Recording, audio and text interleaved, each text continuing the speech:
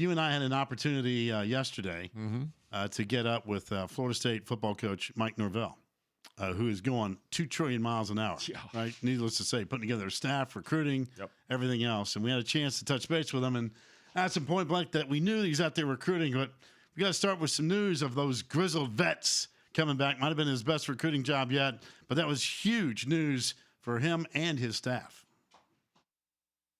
No question about it, and to be able to kind of get that boost there right after signing day, going through the bowl season, it's something that it means a lot to me. And as we kind of kick started as a new staff and get a chance to sit down with every player, get an understanding of what's important to them, who they are, their journey of getting here, and to get guys like Marvin and Tamorrion to come back and to be a part of this for this next season. I mean, it's just there's a lot of energy and excitement around Florida State football right now.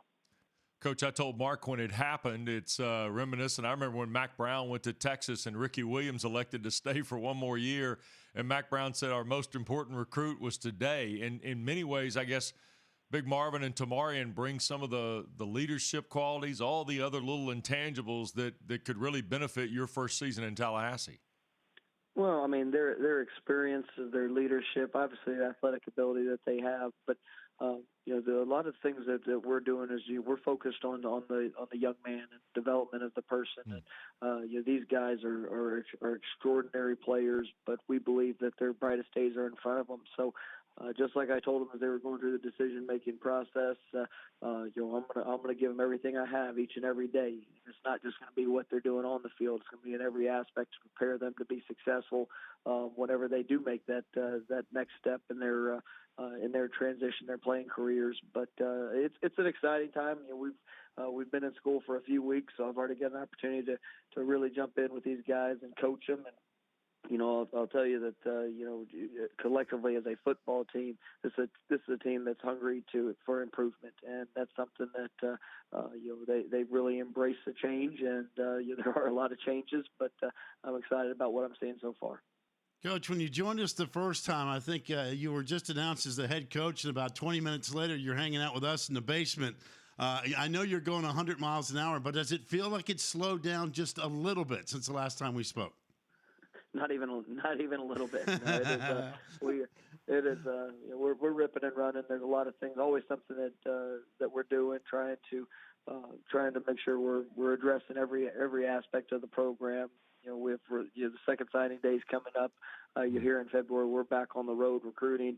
Not only to wrap up a few of the spots that we're looking to fill here at this time, but trying to build relationships for the future classes, the high school head coaches, here out throughout the region, and everything's going really well. Like I said, it's just a lot of excitement.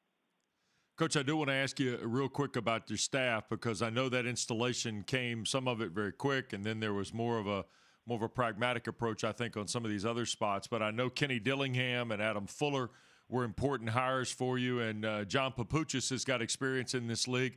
How valuable is that as you start to come together for your first spring here? I think it's huge, and to be able to get Adam and Kenny in, pretty much immediately, for they were there for the first official visit weekend. It really allowed some of these recruits and our current players to get a sense to know who they are. And all we've done is truly try to open up our hearts, express the vision of where we're looking to go, and then it's all about building relationships. And Adam, Kenny, JP, all those guys, they are phenomenal coaches.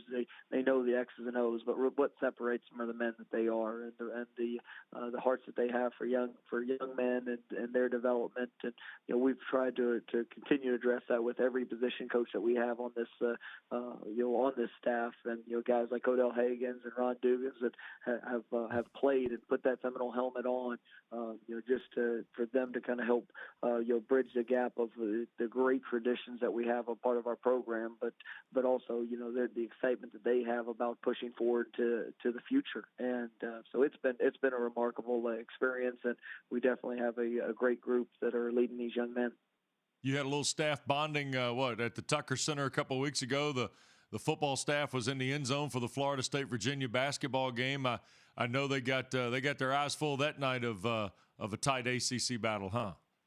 No question. And unfortunately, I wasn't able to be there. I had an awards banquet that I was at, but the rest of the staff was able to be there and show the support to Coach Ham and the basketball team. And what an amazing game, incredible experience. I mean, the atmosphere was electric, and it was always great to see the Noles get a win there in prime time. Coach, of the 1,000 things on your to-do list, let me add one more, just what you need from me. We unveiled the ACC schedule yesterday. There is no joke with your schedule from a non-conference perspective when you start talking about West Virginia as an opener, traveling across country to Boise State, always a tough place to play on the blue, not to mention the Gators at the end of the year. Have you spent any time whatsoever worrying about the schedule, much less the opener against West Virginia? And to be honest with you, we're focused on today, and just that's going to be our approach. And I know it's kind of a cliche statement, but it's something that will be reality. It's going to be something that every single day, if we can focus on our improvement and working to be the best version of ourselves.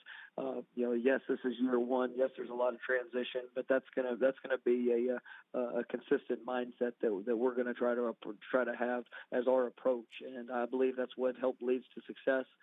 We can't control what any one of those other programs are doing. We can definitely control what the Knoll family is doing and how we work, how we prepare. And I believe in the kids that we have, the ones that we're recruiting, and definitely the staff that we've been able to put together. So I'm looking forward to it, but we're definitely not getting too far ahead of ourselves or worrying about any of those other things. Hi everyone, thank you for watching ESPN on YouTube. For more sports, more analysis, download the ESPN app.